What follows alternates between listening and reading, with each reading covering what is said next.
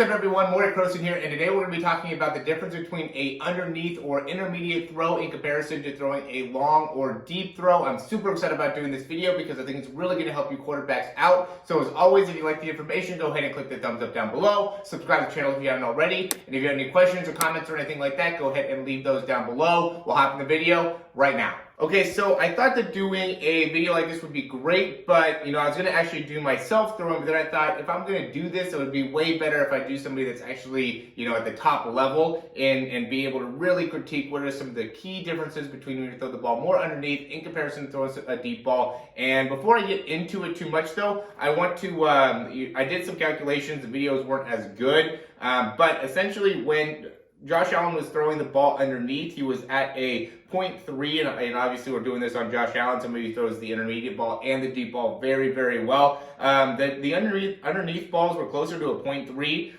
from the initial load to the time the ball gets out of the hand. These are both slow motion videos, so we can't actually get the video here. And then the deep ball is a 0.4, and these were, I just did it on one throw, so there could be, on average maybe a little bit higher here. This one could maybe on average be, a little bit lower, but it gets an understanding of where you're at. So, you're supposed to be getting the ball out a lot faster when you're throwing the ball underneath in comparison to when you're throwing the ball deep, where you really want to be able to, load up a little bit more. 0.1 of a second is really not a long period of time, but it is enough time to be able to help you in loading, and it could be anywhere between 0.05 to 0.1, but you do want to have a little bit longer loading period when you're going to be throwing the ball deep.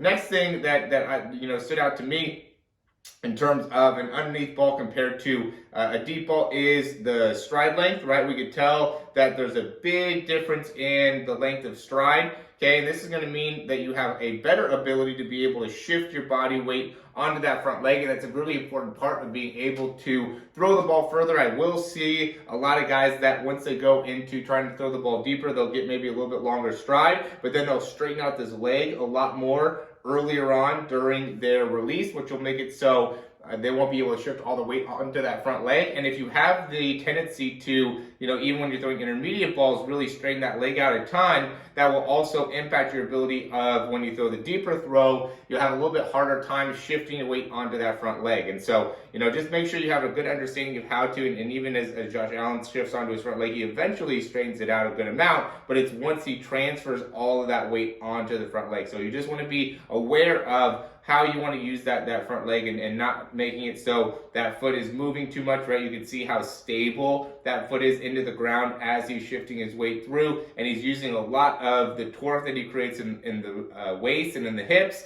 And he's also, another big thing that stands out to me, and I want to be able to get both views here, is, look at how when he comes back here, how he lets kind of that wrist and ball come back. He gets a great amount of external rotation, and then, from there has that nose of the football up and uses a lot of the wrist to be able to come through. But notice how far out in front the ball is from his head when he's releasing it, right? So he really elongates that time when the ball is in his hand. And I think that really helps if we could go from this position where, that nose of the football is facing straight up, and the wrist is still in neutral though. He doesn't bend the wrist a lot, but then until the point where he actually releases the ball, where it's really far out in front of him, allows him to get a lot of wrist action in the throw. A lot of quarterbacks talk about the importance of that. Now we'll look at the deep throw here. Similar in how he loads up. He kind of starts with that ball a little bit lower as he's loading. Right here you can see how the ball is higher up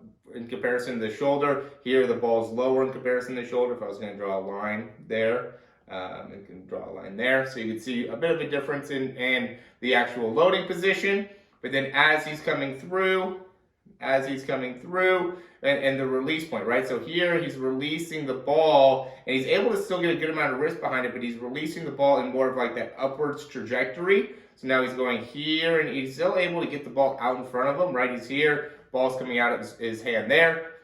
Comparison to this, ball is definitely a little bit further out in front in comparison to here. But point being is, the trajectory is of the ball kind of going upwards as he's releasing, right? Where on this one, he's going definitely downwards more with how the ball ends up, coming off of the hand. So definitely some big differences within how, the actual release position is and where that release position is in comparison to the body. And, I think that's an important thing to recognize to understand when to release the football. I see a lot of guys, though, that will release it on the deep throws in this area, right? More in here, which I think is negatively impacting your ability to really allow your wrist to have a big impact on the throw. So the longer you can hold on to the football, I think the better off you're going to be in your ability to generate a lot of force through the actual throw.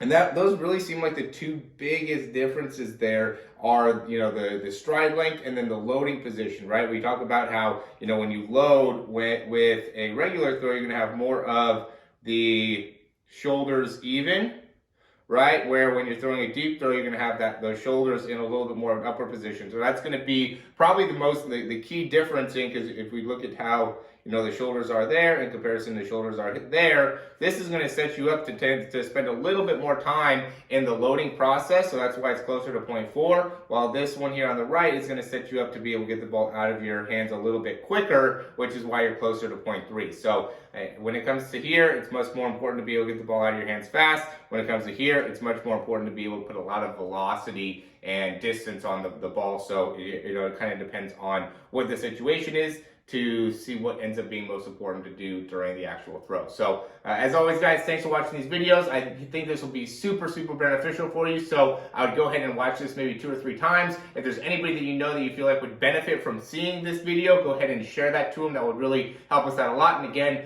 click the thumbs up down below if you like the information, and check out some of the stuff we have down in the description. We have a free 7-day trial, we have a quarterback ebook, and then we also have a throw program, or you could do an individual throw breakdown where we do something like this and just show you some of the differences between, how your throw looks in comparison to a Josh Allen or a Patrick Mahomes or, Aaron Rodgers or somebody that we could just compare you to that you have already a similar technique to. I'm not big on making huge changes to people's mechanics, but I'm big into optimizing how an individual is throwing the ball and making sure that they're able to utilize their body to the best ability to generate force, to generate power, to generate accuracy, and to generate timing. I think that's a big thing that we see with these breakdowns is there's a lot of people that are just holding on or spending a lot of wasted time in their release, and that's making a huge difference on, again, their accuracy and their throw power. So highly recommended throw breakdowns, and even more so the throw program, where you also get Quarterback University, which you can find out more about that down below as well. So thanks for watching the video, and we'll talk to you soon.